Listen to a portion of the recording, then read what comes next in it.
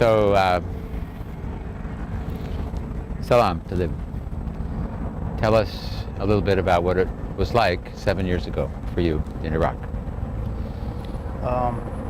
Days like these 7 years ago, we were under the bombing itself, which is thousands and thousands of airplanes just showed up on the air and they start striking everywhere. And I remember like seeing the flames everywhere.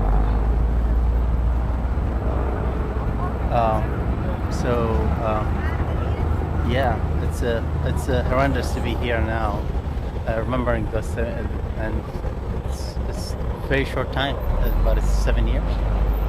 It seems to be very short, but it's really 7 years. I can't believe that. It certainly brings many kinds of emotions to people's memory when they think about their experience. Maybe it was here in the States watching television. The experience for the Iraqi people is one that people in this country have a very hard time understanding. Can you help us have a better understanding of what it might be like for people of Iraq? It was horrifying because people, even though they have a used to that from previous wars and they experienced the same experience pretty much in 1991, but the people who haven't experienced that, they were terrified, of course. They didn't know what to do. So most of them, they left their main cities and they went to the countryside because the idea was that the American military would target the main cities, not the countryside, because it's not worth it. There's no infrastructure there, very much. They're not going to attack farms and stuff. Even though that happens in several occasions, the reason for that, they said that Saddam was hiding some weapons in those farms. But still, that was the idea that we developed from 1991 war, that to move to the countryside, that would be safer. But people has some, it was better than 91 because people expect something and they actually save some food and they stock some stuff, and it got them through the war pretty much. It was easier food-wise and water-wise. But it still was very scary when the military started getting in and they start actually targeting civilians, and that wasn't expected from the military. And as the flyers that were throwing out of the airplanes all the time, saying that if you are a civilian, you should have a white flag and you're not going to get shot and stuff. But in many occasions, that lots of people actually believe that. And the majority of people did believe that, and the military was nice about it in many occasions, but there were a lot of mistakes happened, and lots of civilians got shot. And that was something that started 7 years ago, and it continued. You came to the United States after that. Tell us a little bit about your time period up until you left Iraq. I was a computer engineer before the war, and I was doing programming and stuff, and I wasn't working for the government or anything, but I was working in private industry, and my English was very limited to the needs. Then when the war happened, Iraq, like Baghdad in particular, and stopped functioning about 4 months before the war. Then after that, then when the war started, the things get even more complicated. That the jobs market just dropped down. There's no electricity at all, so any jobs that has to do with electricity stopped. And the companies weren't hiring, the contractors weren't hiring. So I went and found a job for myself as a translator for journalists and for NGOs, and I was driving them around sometimes and So I worked with a lot of independent journalists, um, famous names, maybe Dar Jamal, Naomi Klein, Andy Sterin, famous, lots of famous people came to Iraq, and I worked with them. And Some of the people that lost their lives, they're in this memorial were there too. yeah, Did you work with Richard Wilde? Or I worked with Richard Wilde, and we supposed to leave to Kirkuk the day before he was shot. The next day we supposed to go to Kirkuk, and we were spending the night in some friend's house together, and he in the morning he just decided to go by himself. He said he's gonna just have some footage from the university, and we're like, all right, and when we come back we can just go and have some we'll go to Kirkuk supposedly. And when he came back, when he left, he went to the museum in the university, and just somebody was talking to the military soldiers, and when he left, somebody just grabbed a pistol and shot him in the back of his head, according to the military story.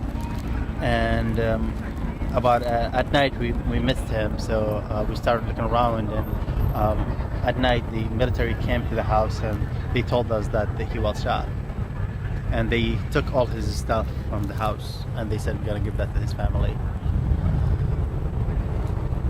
I guess you have no way of knowing what really happened to it. But We never know what happened, actually. We never know. I know we've talked sometimes about how confusing things were. You can tell us a little bit about the time that you were looking for your mother.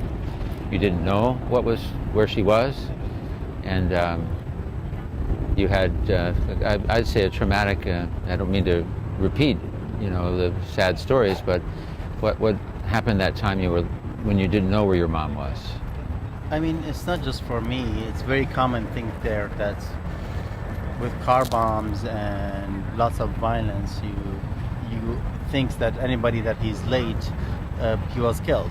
That's the first thing you're gonna think about. So when my family members, they will not show up, or they are in a place wherever there's some incident happened, like car bomb or military actions or whatever, you will think that they got killed. Like my mother was one time, she didn't show up till late, and she couldn't just get a transportation back, but we thought that she was killed, and we were looking for in the morgue for her, and we end up having to go through hundreds of bodies just piled up like chicken in just a warehouse, and we end up not finding her after we gone through a couple hundred bodies. And then we went home, and she was home, and especially there weren't any cell phones or anything. So yeah, that's a typical story. Anyone in Iraq will talk to you will have this kind of story to tell you. The American public sometimes talks about numbers of people killed or that are dead, and you had mentioned a way of looking at it, that there were a certain number of people in the country, and if you imagine that there were a certain number of families, then, I mean, from that perspective, you came up with a number that is similar to the high numbers that other people have said. How does that work again? Iraq population is 25 million, and statistically, when people look at like the stats, when they do the calculation, they will take random sample, and random sample could be the families that I know. So in each family, let's assume that every family is 25 people, which is like aunts and uncles and no, but just one like family. just one family. Let's say 25 people, and which is not a real number. There is no family 25 people. Yeah. Maybe it could be extended family, but not real, just like brothers and sisters, first siblings. Yeah. But let's assume that, which is a very big number, and every single family that I know, they have lost one member at least in the family, including my family. We lost one. and we are just 11. So we lost one in the 11, and then the extended families, of course, they lost more than one. So assuming that every 25 members of a family lost one, that will give you a number of 1 million people get killed in the country. Very easy. And at least every single family that I know, my friends, my cousins, every family has lost one at least in this war. And some many more. So many more. Yeah. Some people lost the whole family. And you've been in the States since how long? 2005, late 2005. And you've had a chance to see how the media is covering, or how they used to cover it, and how they cover the war now. Tell us about how our coverage of it compares to the reality that you know. There is no real coverage. I mean, the Iraq here in the media is like any incident happen, any car accident happened somewhere. When a car accident happened, actually they spend more time on it here, covering it more than the war. So you don't learn anything. Like I will look at the news about Iraq, and most of them the pictures will be outdated, and the news will be like wire news, just car bomb went off, and they will show different pictures that from other archives or something, and that's it. That's all. Then that'll be for 3-4 minutes, the whole newscast. And it's not important, just something simple. And sometimes there is nothing about Iraq at all, or they would like to talk about politics a lot. Who's got elected, who was the elections were, whatever, and they don't talk about like major incidents that's happened. And as like it's not the whole country is fighting, the whole, most of the financial resources of the country is falling into this war. If you were to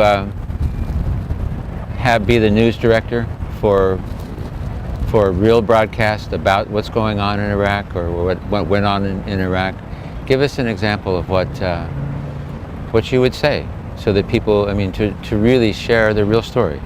The first thing that we have to have a bearer in Iraq, that's people that actually making real stories, going to the streets, and you will have no lack of people who wanted to go and have the danger of the streets to cover the story. And that's the first thing I'm going to do. And it's not expensive. If they are hiding behind expenses, that's not true, because to be casting in America or in Jordan, where the people are usually, the news are doing it, and that's from Iraq, it's actually more expensive than having people in Iraq, because Iraq is way cheaper than anywhere else. And second, I will tell a lot of stories of people's stories, what's really happening in the streets, how people are living in their lives, and how what's the interaction between the military troops and between with the people, and how the people are interaction with each other. And lots of stories can be covered, not in one angle, there can be millions of angles. And people here has to be educated about what the country looks like. They have no idea what the country looks like. So all what they see it's like, what the story for the media here is, it has blood and people dying, and has to be something very dramatic. But there are many stories beside that. They don't show the talent of the country. They don't show that actually this country is different from anywhere else. It's the most educated country in the Middle East. They have engineers and doctors and all those very smart people everywhere that should be covered also, and we should give them credit. And so but they know that if they do that, it's not going to be supportive for their agenda, which is they want the story to be dramatic. They want it to be like to be that those people are poor people, or look at them, they're like Zulu, tribes, that they are fighting each other with arrows, and which is not true. Talk a little bit about that, the professional quality of in the universities and the intellectual center that Iraq has been. Iraq has always been the intellectual center of this region, because the schools are free in Iraq.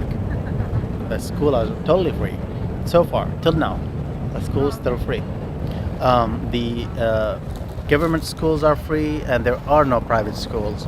If you want to go to school, go to government school, and the government school, and the public school, and the public school is really good.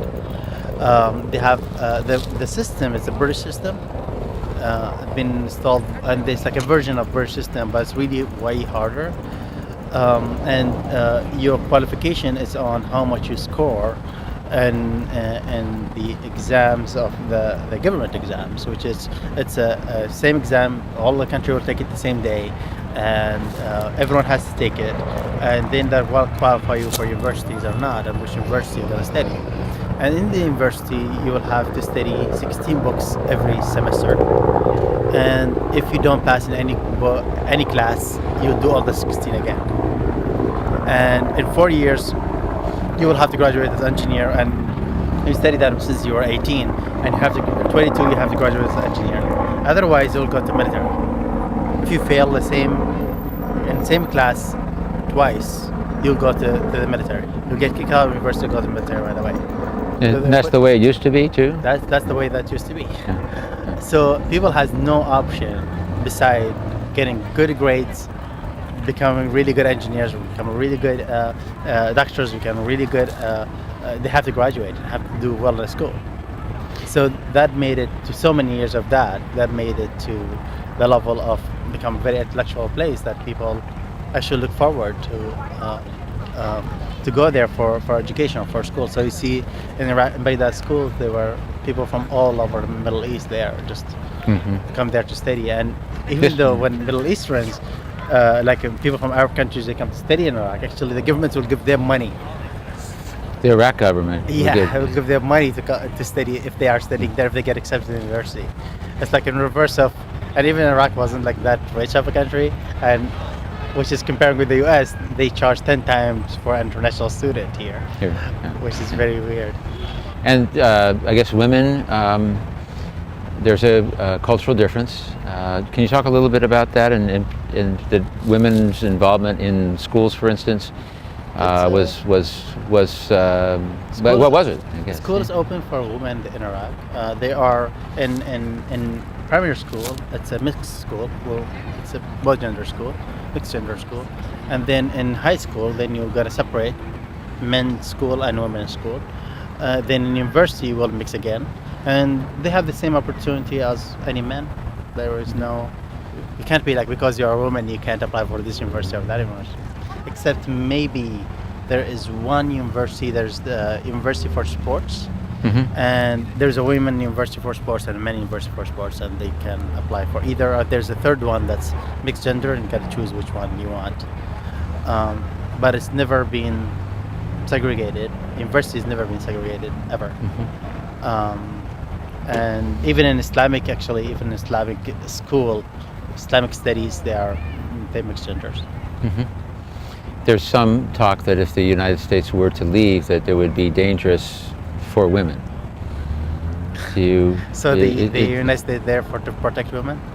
There's some people that say that the women's rights, for instance, would suffer. Which is now they are preserving, right? Right? I mean, when you look at things, like they say, they are there to prevent civil war, but they were there when it broke, right? Why did it prevent it? They didn't prevent it, right? They were there. They're still there. So when you calculate things, you'll say, oh, they'll get worse when they leave. But actually, they are getting worse as they are there. Well, and the Civil War part of it, before the American invasion, the Civil War, was it taking lives? I mean, were they fighting in the streets of Shia and Sunni? And they were never Civil War. They were nothing. They were people living very peacefully. They marry each other. Nothing. I never encountered that idea of having different sect or different that prevent you from doing anything, except there's some government regulations that stupid Saddam people did it, but the real regulations in the society, there weren't any. Like my brother married to a Sunni woman, my other brother did, all my cousins married to Sunni people. I mean, I never asked, like, I never know even people in the school with me that they were Sunni or Shia or anything, or even Christian. I would never ask. And they will look Christian because they will be like whiter or something. But that would be cool to hang out with a Christian person. It's just even better. So a lot of this has been kind of a myth that the United States is there to help. I mean, it's not a myth. It's about practicality. They were there and it's broke. So did they really prevent it? They didn't. They said if they weren't there, it would be worse. But it already was very bad. So the idea of, it's like the sanctions, the sanctions were on the base that you prove to us that you don't have weapons of mass destruction, instead of how you prove you don't have. You can't prove that you don't have something, right? You let them look around and they couldn't find anything. It's like, no, you have to prove it to us. How I prove that I don't have something? I prove that I had it and destroyed it, yes. But how I prove that I don't have it?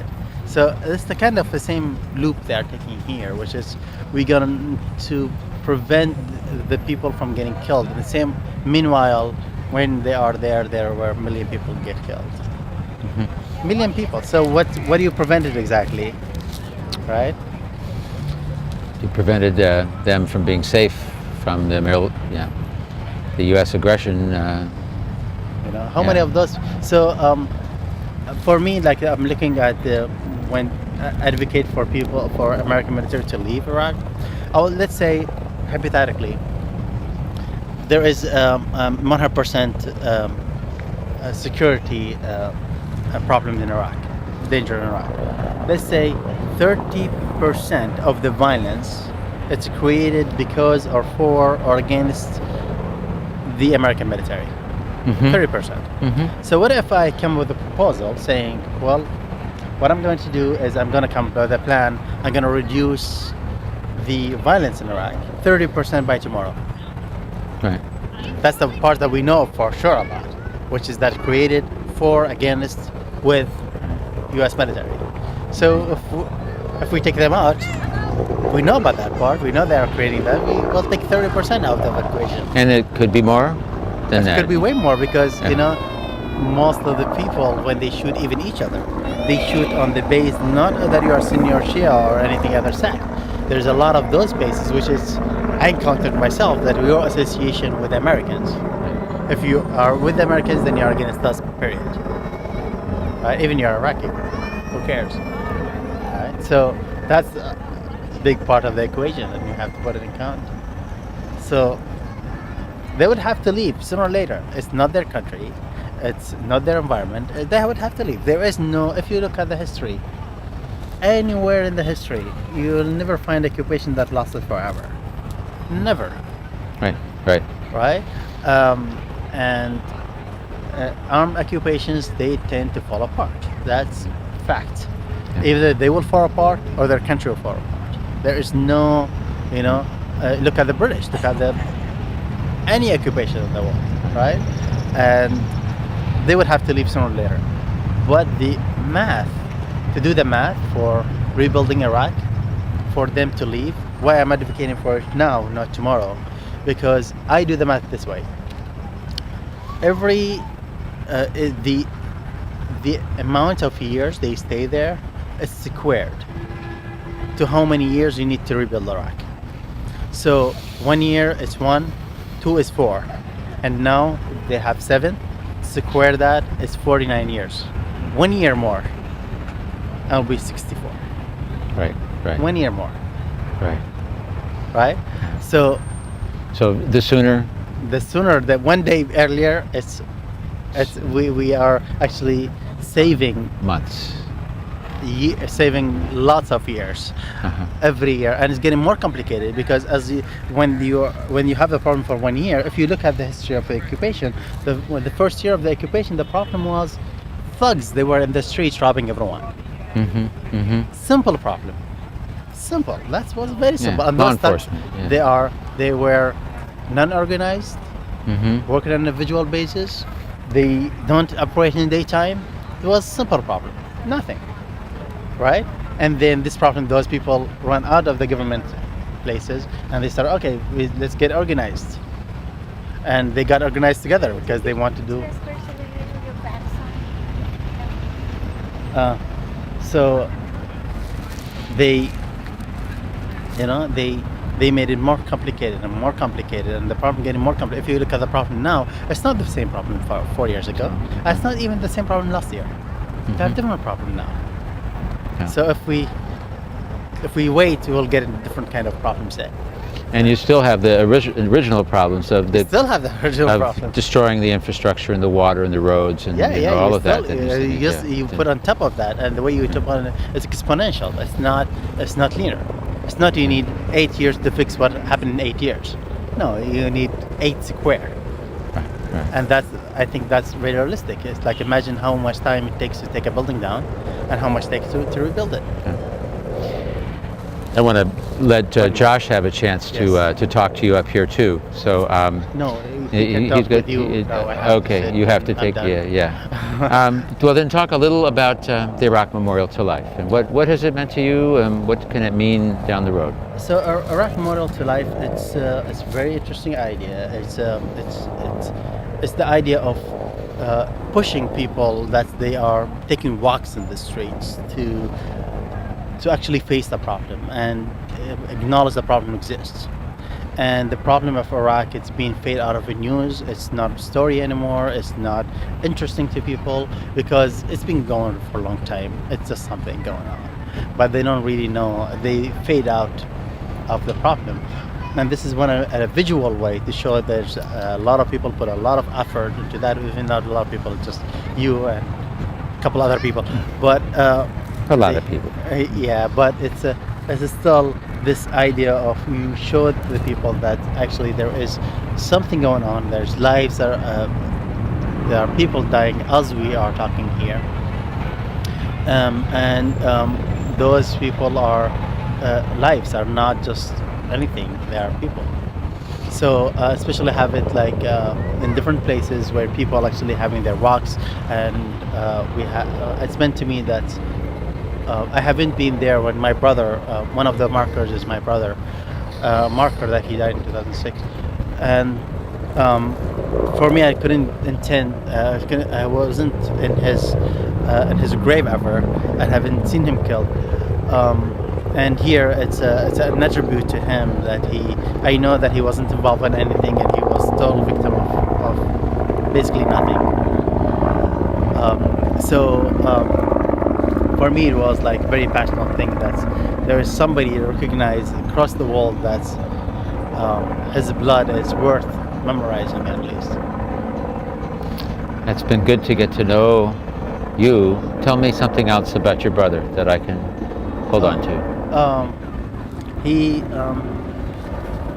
always was passionate about kids, and when we were young. He loves kids too much. I mean, really overflowing too much. And he always said that he would never have kids. And that's true. Because his wife was pregnant when he was killed, and she lost a child. So he never got kids. I was very happy when they told me that she is pregnant, but she miscarried a week after he died.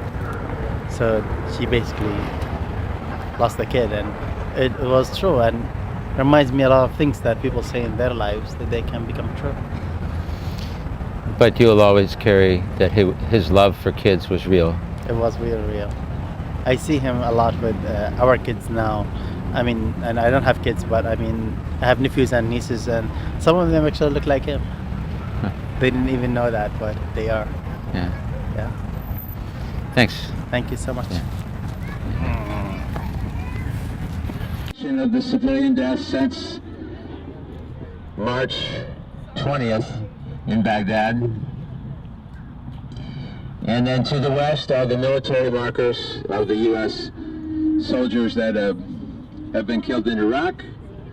or who died subsequently because of Iraq, and then markers for those who have died due to their involvement in Afghanistan.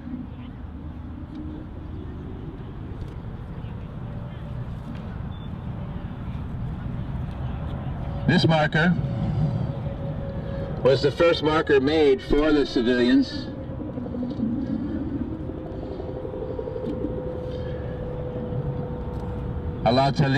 Talib was a businessman in Baghdad, and in 2006, shortly after he was married, he was traveling to work and was caught in the crossfire. So when I spoke with Salam about the project and how it might be conceived, we talked a little bit about how the marker might be kept simple, how it would be designed, and it was his suggestion that instead of doing something that looked like it came from a graveyard in Iraq, to do something that looked like a graveyard in the United States. So some of the markers, the early ones, have a rounded top, but to keep them simple, to use a name, a place, a time, a gender, age, and if possible, an occupation for each person. Salam and I were here a little over a year and a half ago looking for a proper spot, and this is the location where the two of us dreamed that we might someday be able to put up a way of remembering the people of Iraq.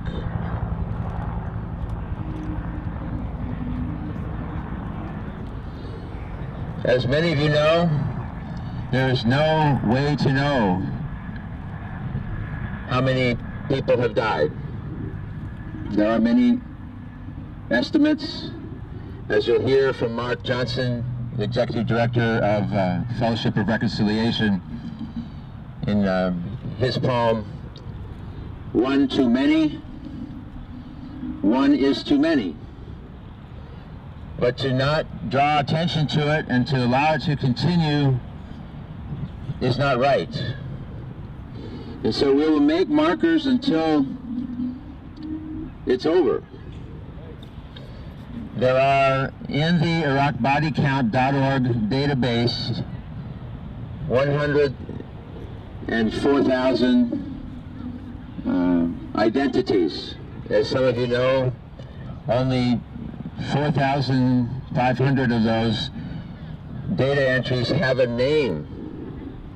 This is the official, the best documentation of verified deaths.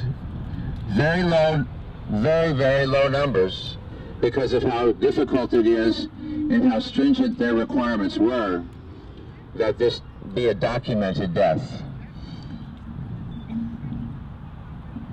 I would invite all of you to consider making a marker. You can do it here today. We have the laminating machine over in the Camp Out Now area. Please help us continue to keep this message in front of those Americans that really don't know. It's one of the comments we're hearing more and more is, you mean there are this many people? And this represents a very small fraction of the civilians. And it continues. Over 250 people a month are added to that database.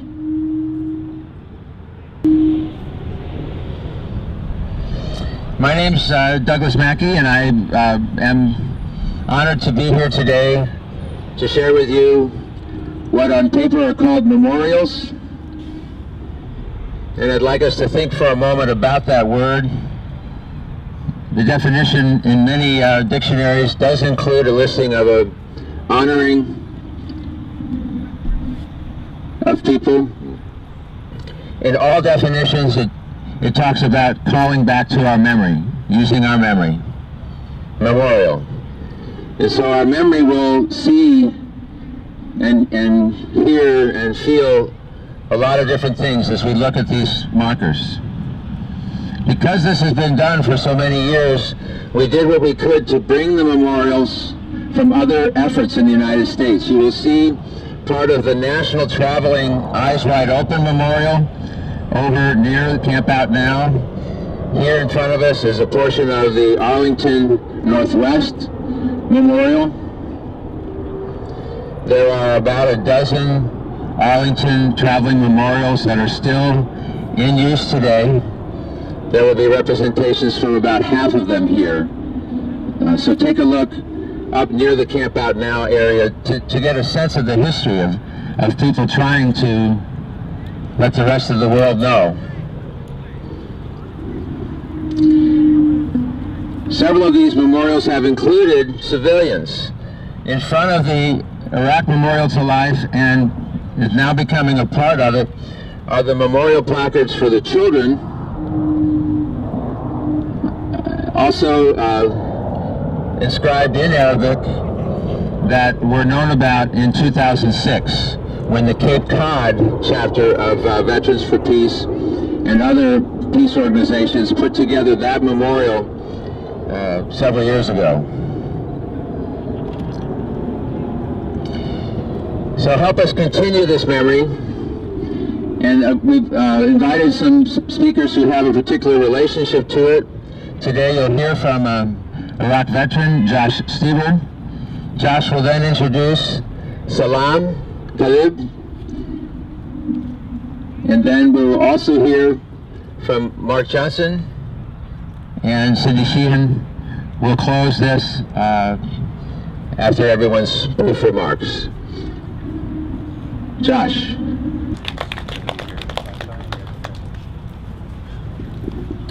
Well, good morning, everybody. It was a little bit after 2001 when I was only a few miles from here, down at the Pentagon, looking at the big hole in the wall there, and felt the call to action and felt the call like I needed to do something to help my country. And I'd like to think that the majority of people symbolized there and remembered on this side of the field are people with that similar mindset who wanted to do something positive, whether it be in their own lives or for the lives of people in their country. Is this not loud enough? Okay. So I'd like to hope that that's the majority of the attitudes of people who are laying here, but somewhere along the line we stopped thinking about the people who are laying here. And as we saw suffering in our own country, we didn't make that connection to suffering that would happen in another country. And just thinking back on some of the things that we said on a day-to-day basis in the military, one of our war cries was, "Kill them all, let God sort them out." And today, to take a step back and to look at this field here, which is just a small portion of that mindset and that ideology of that of that lack of care for an innocent life, to make jokes about it and to yell about it, or in military songs that we would sing, where we would say, "When I get to hell, Satan's gonna say, how'd you earn your living? How'd you earn your pay?" And I'll reply with a boot to his chest, "Earn my living laying Hajis to rest." And that was something that we sang regularly too. And I hope as we walk past this field here, which again is only a small portion of the people that we have laid to rest, that connection that was broken between people stepping up and wanting to do something positive and wanting to help their country could lead to something like this.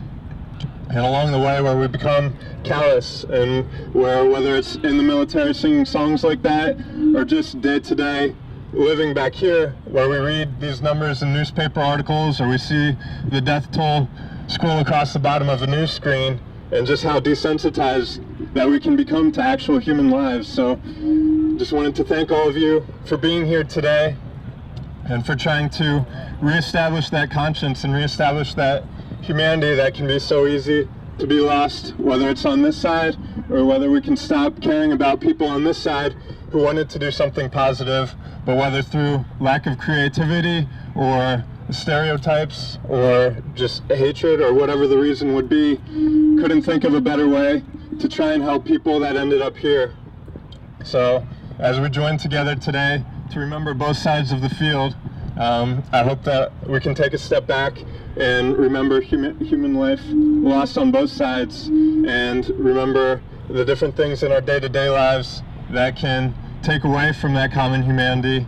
And again, just thank you for being out here to try and reestablish that. And is Salam here yet?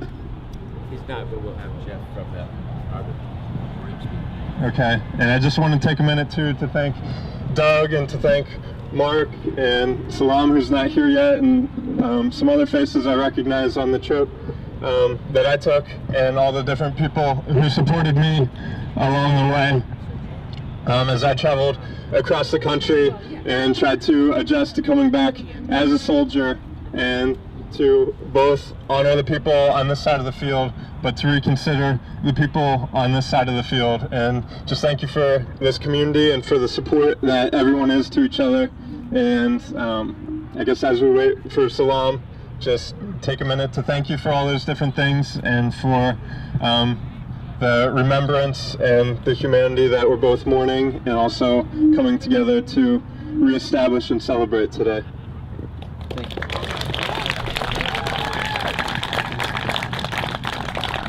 I would like to let everyone know about the web blog that Josh and Connor established. Please take the time to go and read the blog that is entitled Contagious Love Experiment. Josh, I want to thank you on behalf of those of us that read and have read, well, maybe not all of it because you're still posting, but it goes into the depth of our religions and how the religious framework of the cultures is a important part for us to examine and to understand. Thank you for that effort. I'd like to invite up Jeff Lentz from the Toledo area, where the Northwest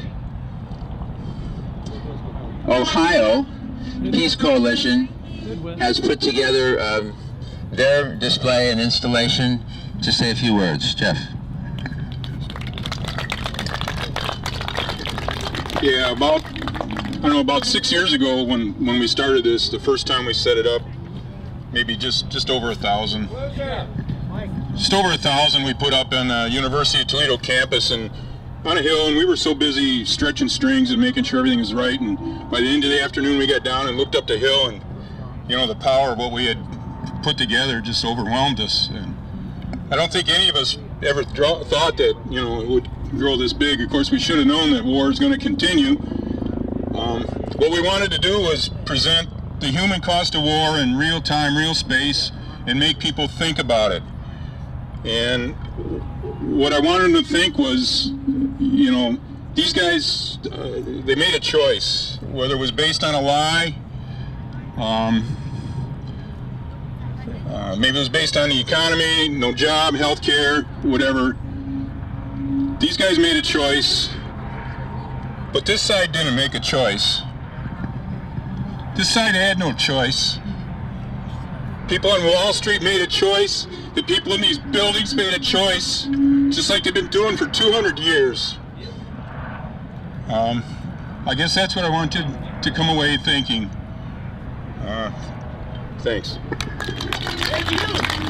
I want to thank everybody who helped set up over the last couple days, and I guess we're going to start taking it down about noon tomorrow. If anybody wants to come by, we're going to take it down and stack it up near the street, and then we'll bring a truck in when we can. But we'd really appreciate any help, and we appreciate everybody who's helped so far. So thank you, and peace. All right. Thank you. And please take the time to thank the group that came over. One way to do that is to help them tomorrow. While we're waiting for Salam, I'd like to introduce the Executive Director of the Fellowship of Reconciliation. The Fellowship of Reconciliation is still the oldest and largest peace organization in this country, has very very rich relationship to Dr. King's movement, to Amnesty International, to the International Proclamation of Human Rights. And Mark will tell us a little bit more about that. Mark Johnson.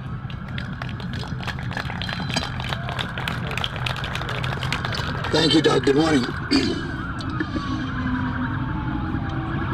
When I woke up this morning, I was drawn back to an occasion on the other end of the spectrum. We'll have to wait for the sirens to go by if we want to hear me. Yeah. But I was drawn back to another occasion when a monument to the war dead was presented. Abraham Lincoln's Gettysburg Address in 179 words. He said, "The world will little note nor long remember what we say here, but it can never forget." And he said, "It is for us, the living, rather, to be dedicated here to the unfinished work." I think that describes for us effectively our gathering as well. Doug mentioned that one of the ways in which the names of individuals were gathered here is through an organization called the Iraq Body Count. And I just want to share the principles or the rationale that they use for focusing on individuals and their names. They say the human cost of war must be recorded. Knowledge of war deaths must be available to all. A new human understanding of conflict which places the security needs of ordinary people above the interest of regimes or state powers. U.S. citizens bear particular responsibility for events in Iraq. This electoral democracy in which voters and taxpayers share in the responsibility of our government's action makes us all accountable. I use that for the premise of my following remarks, a prose poem, One Too Many. The epigraph is a quotation from the Secretary of State, General Colin Powell, who said, "We don't count enemy dead." One too many. Nor should we. Not enemy dead, not war dead, not allied dead, not civilian dead. But we should name them. By name they were known. By name they are remembered. By name they are honored. We ought not to ask how many. One is too many. We ought to ask who. Who is this sister? Who is this brother? Who is this mother, father, son, daughter, aunt, uncle, cousin, friend? One too many. Who was Samar Hussein? From Manaria, Talkana, Zambarina. Manaria from Manar, meaning light.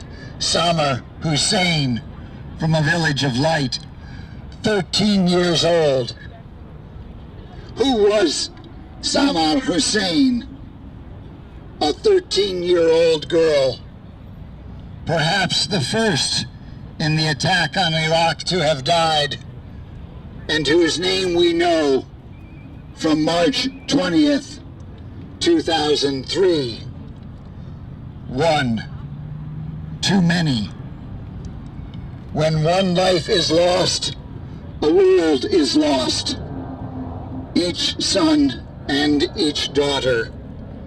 A world of descendants, a nation of peoples, will never be. One too many is named here again and again and again and again.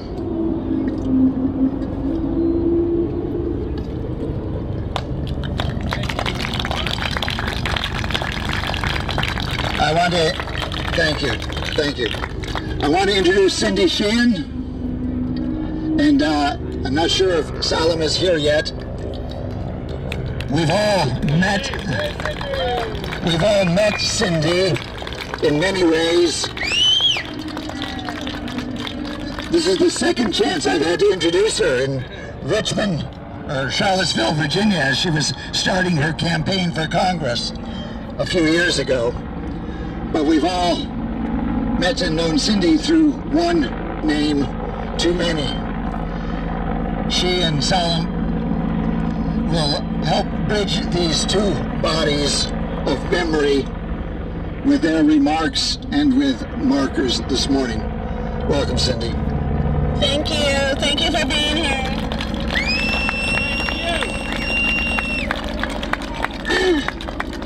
I'd like to welcome you to not just a memorial, but Camp Out Now, our anti-war peace camp in the shadow of this corrupt and murderous government. And this happens so much. Cindy's starting to talk. Let's fly a helicopter there. So, I'd also like to acknowledge that there are some other Gold Star families here today. There's Kevin and Joyce Lucy. Joyce, can you come up, please? Just come. You don't have to say anything. Their son came home from Iraq, but he couldn't find the help he needed. So he's one of the statistics of suicide, which we know keeps on increasing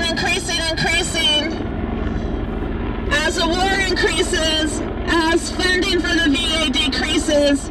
We know that our soldiers aren't getting the help that they need. And one of Camp Out Now's demands is not only reparations for the people of Iraq and Afghanistan, full reparations, but fund the VA system fully. And you know what? If we had single-payer healthcare, we wouldn't need the VA hospital system, by the way. So, Joyce and I were just talking, and Missy Beatty is here. Her nephew Chase was killed in Iraq on August 6, 2005, the same day I went to Crawford, Texas for the very first time from the Veterans for Peace Convention. But Joyce and I were talking about her son's birthday was last Thursday. My son's death day is coming up on April 4th. And we were talking about not how bad every day is. You know, every day we have to face the facts that our children are dead for no reason. You know, that our children should be alive, and all of these people, you know, each one represents probably about 100 people that should be alive. Each one represents untold numbers of people left behind that are suffering because of these losses.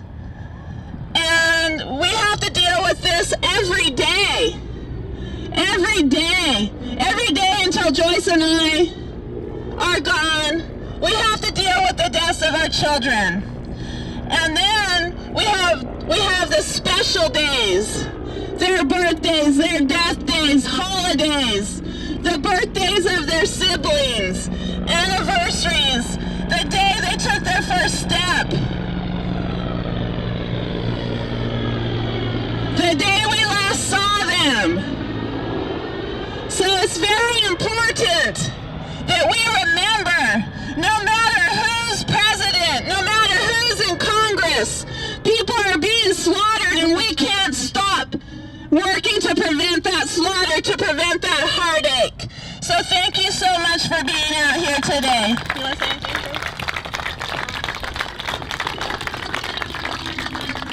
Okay, I really didn't come with anything prepared to say, but I will say the night before Jeffrey died, he talked to the vet center. He was in crisis and they knew he was suicidal.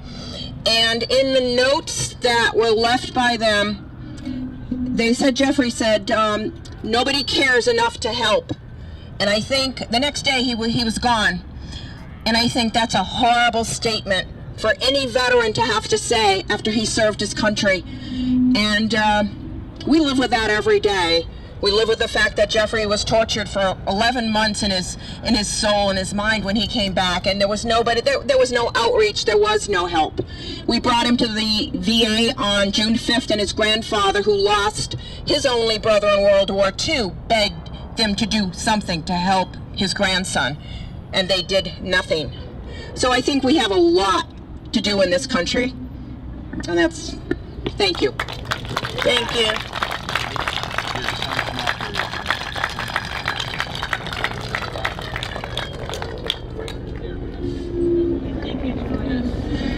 There's really no way for us to thank Cindy Sheehan for her efforts. At the website for Piece of the Action, there is a connection to Mario Savio's video where he speaks about sometimes the action becomes so egregious that you must throw yourself on the machine to stop the machine.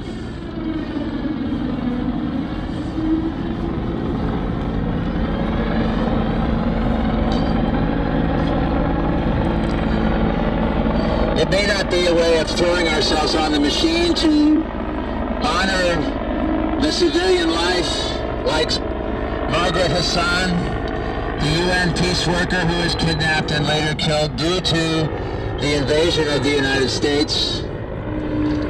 But some of the people who helped the machine continue to run are stopping by the memorial and asking, what is this? What does this mean? What is it for? So we approached Salam Hassan and Cindy Sheehan about the idea of bridging the gap to help people understand that there is a connection between the civilian loss. There's a connection in our hearts to all people. All people. Yes, okay. So Cindy has the marker for Casey, and in Salam's, it's coming behind you. Jeff, right there. Yeah. Straight ahead. Go ahead. Yes. And then on behalf of Salam Talib, Mark Johnson. So one more over.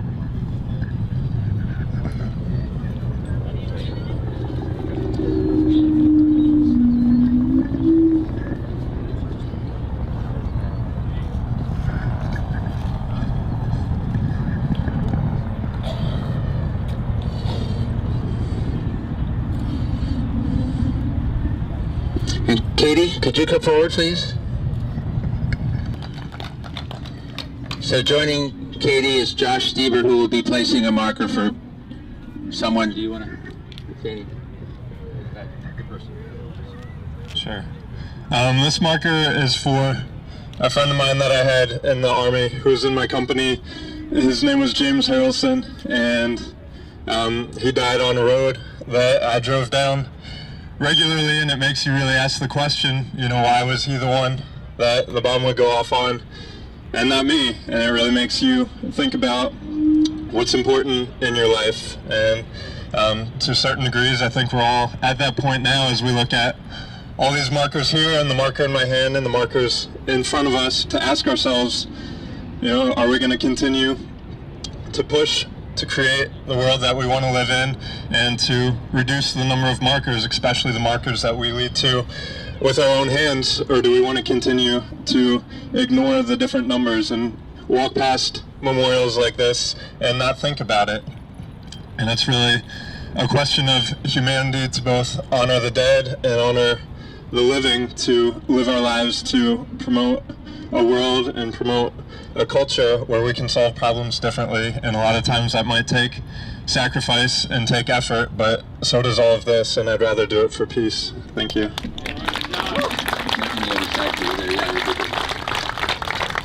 So there will be other markers that join the bridge, Margaret Hassan's, and an 8-month-old Rowan Suleiman marker that's embroidered in front of you in the center.